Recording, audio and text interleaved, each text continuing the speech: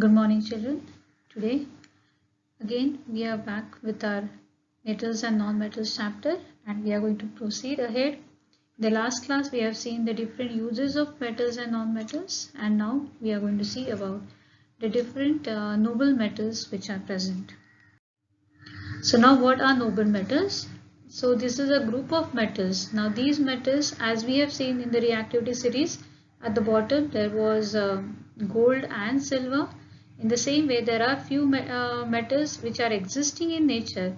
They are unreactive, or there is no action of any moisture, there is no action of any acid, there is no action of any base on these metals, and they will maintain their shine. They won't combine with any of the other substances like oxides or carbonates or sulfates.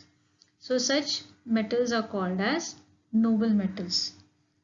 So we can say that they don't react with air, water, acids, bases and other substances. They occur in free state in nature and are known as noble metals. So here, which metals are noble metals? So we have the list of certain metals here. We have ruthenium, rhodium, palladium, silver, osmium, iridium, platinum and gold. Among this, the silver is slightly reactive, but still it can be considered as a noble metal.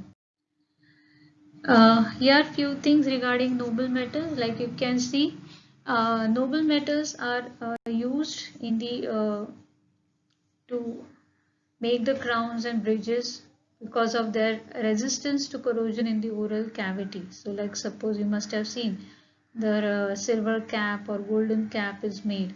So here we are using the noble metals. Now why? Because they are unreactive with any of the food stuff or any of the chemical. Like food stuff consists whether it can be acidic or it can be basic in nature, and there is no reaction to these metals, and hence they are used in the oral cavity. Even they have major importance in the dental casting. So here the alloys of gold, platinum, palladium and silver are made, and then they are used for the dental casting. Next we are going to see about the corrosion. Now what is a corrosion? It is a process of formation of a compound of pure metal by chemical reaction between metallic surface and its environment. It is nothing but an oxidation process. It causes loss of metal, and hence it is disintegration of a metal by its surrounding chemicals through a chemical reaction on the surface of metal is called as corrosion. So we have the example: formation of rust on the surface of iron, formation of green film on the surface of copper. The responsible factor for the corrosion of a metal are the metal itself, the environmental chemicals, temperature and the design. So rusting, which we always come across, is also a corrosion. Where when we are talking about rusting, we are specifically talking about corrosion of iron. So corrosion of iron is called as rusting. Now we'll see the definition. The process by which a metal gets eaten up when they come in contact with air and moisture present in the atmosphere. Now what are the conditions necessary for corrosion? First important is presence of air, that is oxygen, and second is presence of water, or we can say moisture. Examples: when iron object is left in damp air, moisture for considerable time, it gets covered with a reddish brown flaky substance which is called as a rust. Now this rust is nothing but it is a hydrated iron oxide. It is reddish brown in color. The reaction here is iron plus oxygen plus water gives hydrated iron oxide. When copper, second example, when copper objects remain in damp air for a long time, it reacts slowly with carbon dioxide and water of air. It loses its shine due to formation of a green coating of copper hydroxide and copper carbonate on the surface of the object. So the reaction for this is copper plus oxygen plus water plus carbon dioxide is going to give you copper hydroxide plus copper carbonate. And the third example which we commonly see is of silver. When silver objects are kept in air, they get tarnished and gradually turn black due to the formation of thin silver sulfide layer on their surface by action of hydrogen sulfide present in the air. Now we'll see what are the preventive measures. So prevention, how the corrosion can be prevented. It can be prevented if the metal is coated with something which does not allow the moisture and oxygen to react with it. Now see, when the metal comes in contact with air or it comes in contact with water, it is but naturally going to get corroded because metals are reactive. So our important aim is to prevent this metal to be exposed to the air. So here we have to do certain coating over it so that we can avoid the moisture contact. Coating of metal with paint, oil, grease or varnish prevents the corrosion of metals. Third, coating of corrosive metals with non-corrosive metals also prevents corrosion. Some of the methods by which metals can be coated with non-corrosive metals are: first is galvanization. It is a process of giving a thin coating of zinc on iron or steel to protect them from corrosion. Iron is galvanized by dipping it into a molten zinc. It is then taken out and allowed to cool. Galvanization is an effective method of protecting steel because even if the surface is scratched, the zinc still protects the underlying layer. Next is tinning. Tinning is a process of giving a coat of tin, that is molten tin. So cooking vessels made up of copper and brass get a greenish coating due to corrosion. This greenish coating is poisonous and therefore they are giving a coating of tin to prevent corrosion.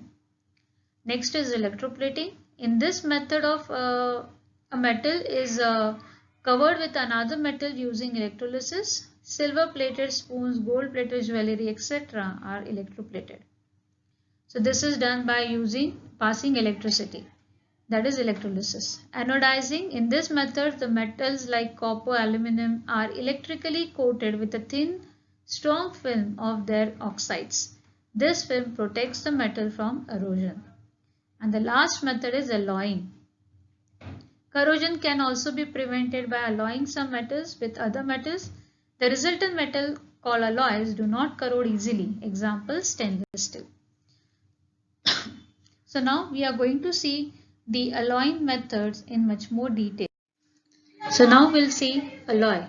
So what is an alloy? An alloy is a homogeneous mixture of two or more metals or a metal and non-metal. So either two or more metals are mixed together or a metal and a non-metal is mixed together. So what happens? Alloying is a very good method of improving the properties of a metal. So that is, we can get desired properties by this method. For example, iron, the most widely used metal, but it is never used in its pure state. Now why? Because iron is very soft and stretches easily when hot. But if we are mixing with small amount of carbon, around 0.05%, it becomes hard and strong. So here what exactly we are doing it? By doing the alloying, we are changing the physical properties of a metal. We are enhancing the properties. We are making it stronger. We are making it harder. We are making it resistant to corrosion. And thus it can be utilized for the further uses. So here you have different examples of an alloy. Along with the constituents, what properties are there for of this alloy and their respective uses. Alnico, aluminium, cobalt and nickel, it becomes a permanent magnet. It is for making of permanent magnets. Brass, it is a mixture constituent is copper and zinc. Corrosion resistant and hard. Utensils, electric gadgets. Bell metal, copper and tin. Sonorous, it's hard, making for utensils, musical instrument, again electrical gadgets. German silver, it is copper, nickel and zinc, silvery in appearance for making bells, gongs, etc. Duraluminum, that is aluminium, copper, manganese, magnesium. It is strong and light. It is used for making costumes, jewelry, coins and so on. Steel, that is iron and carbon, very hard and strong for making aeroplane parts, parts of vehicle. Solder, that is tin and lead.